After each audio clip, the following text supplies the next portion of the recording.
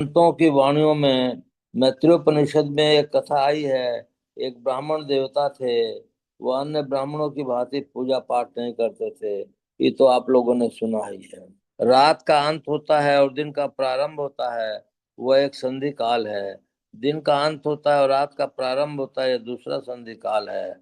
और मध्य काल को भी संध्या कहते हैं, इसलिए कि हम समय, यहाँ पूर्व का अंत होता है और अपराह्न का प्रारंभ होता है।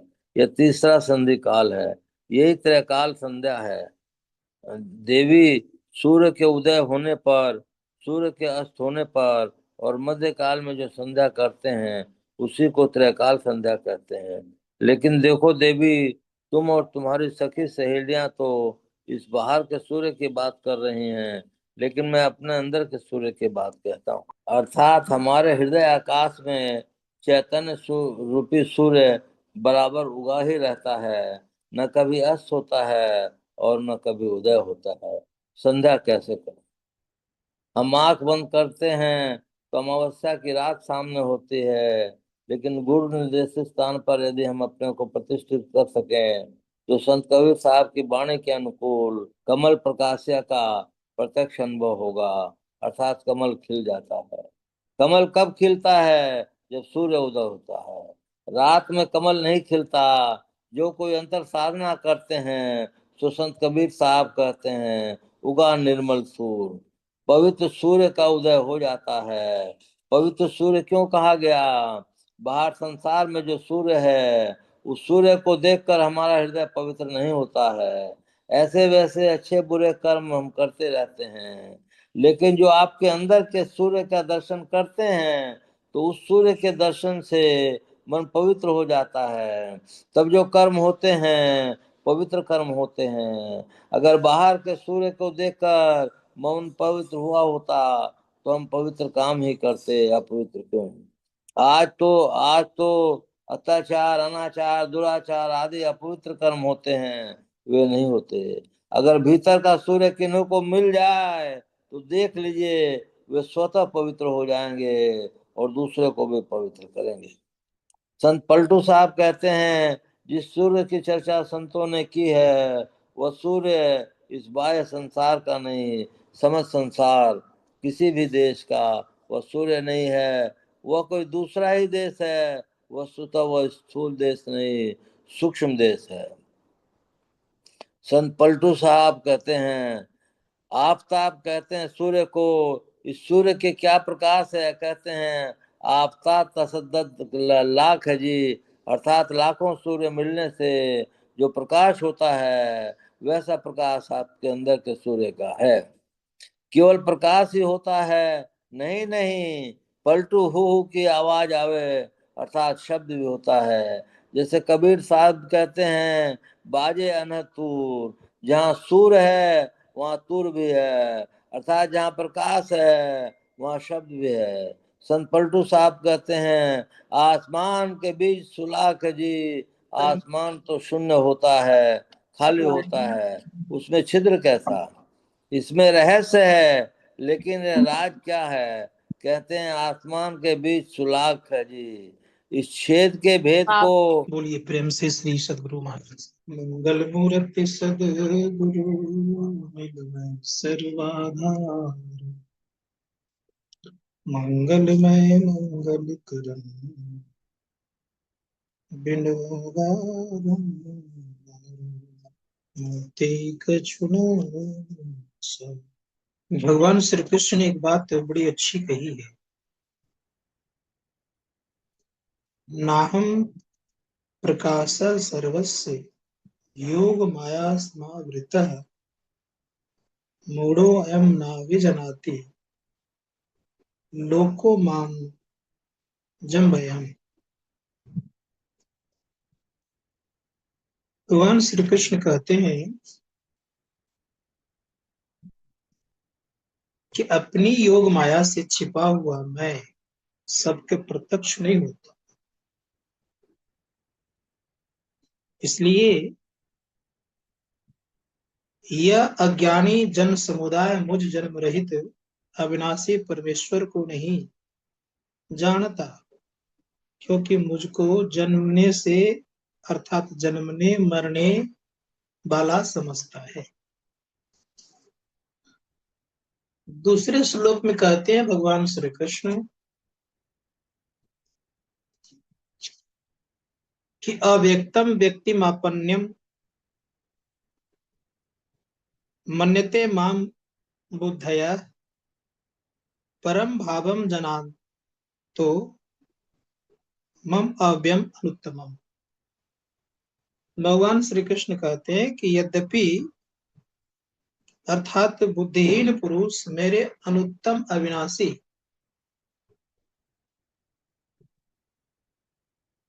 परम भाव को न जानते हुए मन इंद्रियों से परे मुझ सच्चिदानंद परमात्मा को मनुष्य की भांति जन्म कर व्यक्ति भाव को प्राप्त हुआ मानते हैं। आज लोग जन्माष्टमी मना रहे हैं, भगवान श्री कृष्ण कह रहे हैं कि मैं अव्यक्त हूँ और मैं जन्म नहीं लेता हूँ, ना मेरा काम नहीं है। तो विचारना होगा कि भगवान श्री कृष्ण क्या कह रहे हैं। मन मरना और जन्म लेना देह का स्वभाव है। शरीर मरता है और जन्म भी लेता है। आत्मा अजर अमर अविनाशी है। इसीलिए परम पूज्य गुरुदेव ने भी कहने की कृपा की है कि अनंत से निकला हुआ अनंत के तरह ही है। अनंत दो नहीं एक है। रोज हम लोग गाते, आज भी गाए होंगे कि जीवात्म प्रभु का अंश है, जस अंश नभ को देखी। आकाशवत हम जीवात्मा का, हम परमात्मा का अंश है।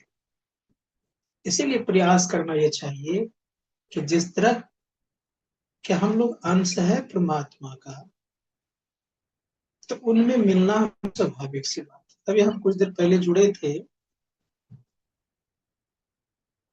सुना मैंने कि आसमान के बीच में सुराख है जी। कौन सा आसमान के बीच में सुराख है भाई?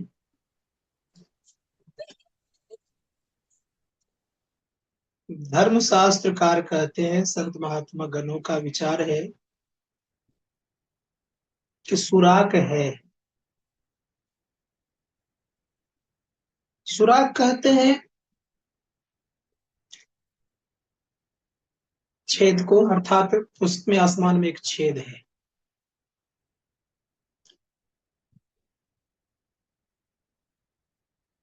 कौन सा आसमान में छेद है? तो परम पूज्य गुरुदेव कहते हैं कि हम आपके ऊपर में कई आवरण पड़े हुए हैं। पहला आवरण जो है अंधकार का, इसको अंतराकाश कहते हैं। का इसी अंतराकाश में एक सुराख है। भगवान शिव जी क्या कहते हैं? भगवान शिव कहते हैं सिरे कपाले रुद्राक्षम विभ्रम चिंतिये ददा। कसीर के कपाल में एक रुद्राक्ष है। रुद्राक्ष कहते हैं रुद्र का अक्ष। अक्ष मतलब आंख। सिर के कपाल में शिव नेत्र है। उस शिव नेत्र का जो चिंतन करता है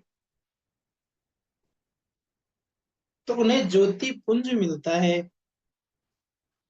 अर्थात ज्योतियों का समूह मिलता है।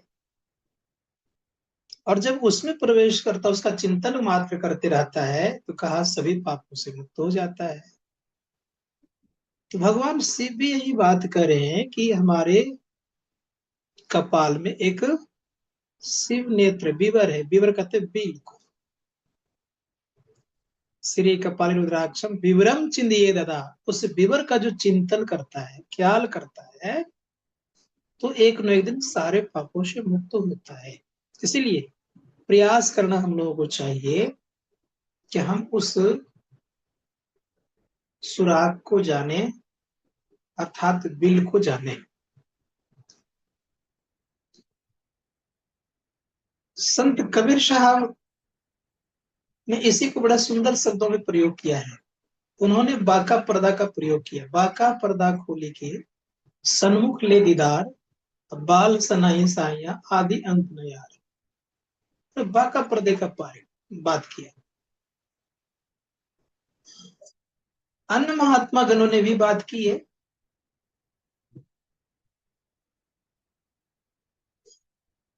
धरणीदास जी महाराज कहते हैं कि वो सुराग कहाँ पर है, तो कह रहे हैं कैसे मिलेगा, तो बता रहे हैं वो, धरणी निर्मल नासिका निरखत रहो नैन की को। नैन की कोर को अगर निरखते रहेंगे तो सुराग का पता लगा लेंगे, अर्थात वो बिंदु का पता लगा। इसलिए संत कबीर साहब जी का और कहते हैं, आंखी मध्य पाखी चमके पाखी मध्य द्वारा, तेई द्वारे दूरबीन लगावे उतरे मंजिल पारा। इसीलिए उसकी बड़ी आवश्यकता है। तो संत महात्मा गण कहते हैं आंखी के मध्य में पाखी मतलब उड़ने वाला पक्षी है, अर्थात तो प्रकाश की स्थिति है। पाखी मध्य, आखी मध्य पाखी पाखी मध्य द्वारा का उसी द्वार में, उसी पक्षी में क्या है, अर्थात प्रकाश में पक्षी में वो द्वार है। द्वार कहते हैं दरवाजा को। कैसा दरवाजा है वो? गुरु माय ने इसी बड़ा सुंदर शब्दों का प्रयोग किया है, बिन दूरा से निकल बहादुर तब मंडल टपना होगा। न बिंदु राह का प्रयोग किया, बिंदु का रास्ता है। इसीलिए बिंदु का रास्ता जो पकड़ता है, तो बिंदु का अभ्यास करते करते करते उनको मिलता क्या है, दिव्य दृष्टि की प्राप्ति होती है। बड़े सुंदर शब्दों का प्रयोग है। गुरु महाराज कहते एक बिंदुता दूरबीन हो, दूरबीन क्या करे, पिंड में ब्रह्मांड दरसो बाहर में क्या। एक बिंदुता प्राप्त होने पर दूरबीन का कोई जरूरत नहीं पड़ेगा, बहुत कुछ देख लेंगे ऐसे ही। दूरबीन भविष्य को नहीं देख पाता है, भूत को नहीं देख पाता है, लेकिन ये देख लेंगे, भूत और भविष्य भी देख लेंगे, वर्तमान तो देखेंगे ही। इसीलिए इसकी बड़ी महत्ता है, महिमा है। तो ऋषि मुनिगण कहते हैं कि जीवन में थोड़ा सा प्रयास करना चाहिए लोगों को, इधर प्राप्त करने के लिए थोड़ा मेहनत करना पड़ेगा। मेहनत हो जाए, थोड़ी गुरु कृपा हो जाए, जल्दी प्राप्त हो जाए। तो इसके लिए थोड़ा सा जरूरी है, करना चाहिए। और जब ये योग ही राजाओं महाराजाओं का, इसको राजयोग कहते हैं, राजा की तरह जिंदगी जी करके इसको कर सकते हैं। राजा जनक को देखिए, राजा की तरह रहते थे। एक दिन महर्षि व्यास ने अपने पुत्र को भेजा सुखदेव मुनि को। तो सुखदेव मुनि कहते वो तो गृहस्थ है, उनसे मैं दीक्षा क्यों लूंगा। कहा जाओ तो, अभी परम ज्ञानी व्यक्ति हैं। उनके पास जब एक दिन गए, फिर लौट के आ गए। कहा उनकी जिंदगी जो है बड़े रास्ते ठाट बाट की तरह है, हमें किसी भी एंगल से संत और योगी और ज्ञानी पे पुरुष दिखते नहीं। व्यास जी फिर भेजे। तो एक दिन देखते क्या है कि राजा जनक ने अपनी धर्मपत्नी सुनैना के देह पर हाथ रखे हुए हैं और एक पैर आग में प्रवेश किया हुआ है। तो पहले जब देह पे हाथ रखते हुए देखा तो बड़ा खराब लगा उसको। जब दृष्टि पड़ती पैर आग में है, तब थोड़ा उठ ठहरे, तब उनको लगा कि थोड़ा सा ठीक ठाक है। कहीं कहीं नारद का उपमा दिया गया है कि नारद जी को ऐसा ज्ञान दिया उन्होंने, जनक जी ने। तो मैं उधर जाना चाहता हूं कि राजाओं का योग है, राजयोग कहलाता है। सुविधाओं में रह करके इसको कर सकते हैं। हठ योग में दिक्कत है। संत महात्मा गण कहते हैं इसीलिए संत बनने के लिए राजयोग ही उपयुक्त है, क्योंकि उपयुक्त यही है संत बनने के लिए, दूसरा कोई नहीं है। क्योंकि हठ योगी को भी एक दिन राजयोग में आना ही पड़ता है। इसीलिए हम लोगों को मनोयोग प्रवेश का अभ्यास करना चाहिए। इसका अभ्यास भगवान शिव भी किए हैं, यद्यपि श्मशान घाट में रहते थे, तब भी इनका उन्होंने प्रयोग किया है। क्योंकि राजयोग सबके लिए करने योग्य है। कहीं भी आप रहें, ऑफिस में रहें, चाहे आप कुछ भी करते रहें, व्यापार करें, बिजनेस करें, कुछ भी चलाएं, लेकिन अपना लक्ष्य रखें। कैसा लक्ष्य? संत पलटूदास जी महाराज ने कहा है, बड़ा सुंदर शब्द, उनका कर से कर्म करो विधि नाना, चित्त राखो जाकर पाना। कर से कर्म करते रहिए, कर करते हाथ को चित्त परमात्मा पर रखने का प्रयास कीजिए। जैसे एक उदाहरण दे रहा हूं, तुलाधर वैश्य का नाम सबको सुने, बेचारे दुकानदारी करते थे, बीए की हिंदी में था कि वे जड़ी बूटी की दुकान करते थे।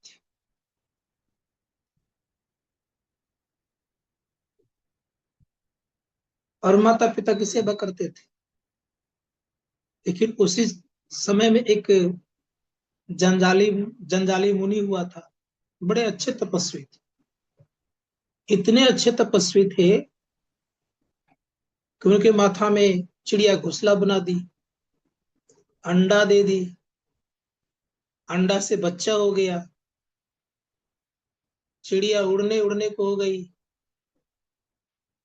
उड़ गई, और वही चिड़िया डाल पर बैठी हुई थी। जैसे उनकी दृष्टि खुली, चिड़िया पर दृष्टि गई तो चिड़िया जल करके राख हो गई। अब परिणाम ये हुआ, इनके मन हुआ कि मैं सिद्ध हो गया। सिद्ध तो हुआ, इसमें कोई संदेह नहीं है, लेकिन जो सिद्धि प्राप्त करनी चाहिए वो सिद्धि नहीं। इनके मन हुआ कि मैं तो अब पूर्ण हो गया, अब चला, तपस्या छोड़ करके चलने लगे। तो भूख तो सबको सताती है, तपस्या से भूख तो लगी हुई थी। एक सदग्रस्त क्यों गए, उस जमाने में लोग धान से चावल निकालते थे, मूसल और उखल चलाते थे। तो बेचारी चावल निकालने का काम कर रही थी, संजो उसके पति बीमार पड़े हुए थे। उसी कर्म में ये महात्मा जी भिक्षाम देही का आवाज लगाए। जैसे भिक्षाम देही का आवाज लगाए, तो थोड़ी देर के बाद क्या कहते हैं, भिक्षा लेने के अंदर जाने के पूर्व ही उनके पति ने पानी मांग लिए। और मूसल जो चला रही थी, तो मूसल ऊपर उठाई हुई थी, पानी मांग लिया उस वक्त, तो मूसल को आसमान में ही छोड़ देती है। बिना आधार का टिका हुआ है मूसल। पानी दे करके आई, फिर भिक्षा लेकर के आई, महात्मा जी को देने लग गई। महात्मा जी का क्रोध साथ में आसमान पर पहुंच गया। तो माता जी कहती है कि बाबा सुनिए, हम चिड़िया नहीं है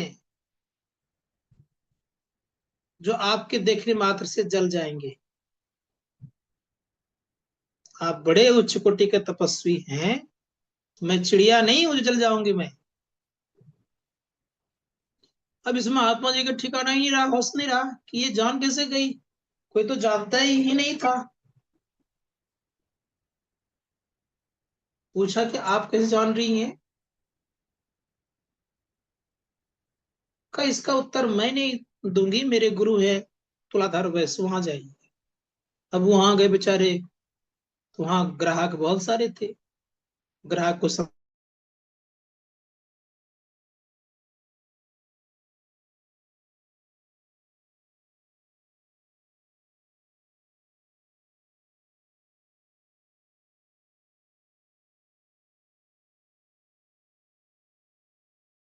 कोटि के महात्मा है, तपस्वी हैं, आपकी बराबरी में कर पाऊंगा? बहुत तरह, आप तो चिड़ियाओं को देखे तो जल कर रखे, आप तो इतने बड़े तपस्वी हैं कि आपके माथा में घोंसला बना दिया, चिड़िया बच्चा दे दी, बच्चे हो गए, और देखे तो मर करके समाप्त हो गई, जल गई। आप तो बड़े उच्च कोटि के तपस्वी हैं। अब ये बेचारे का जो क्रोध था धीरे धीरे पानी हो गया, ठंडे पड़ गए। दुकान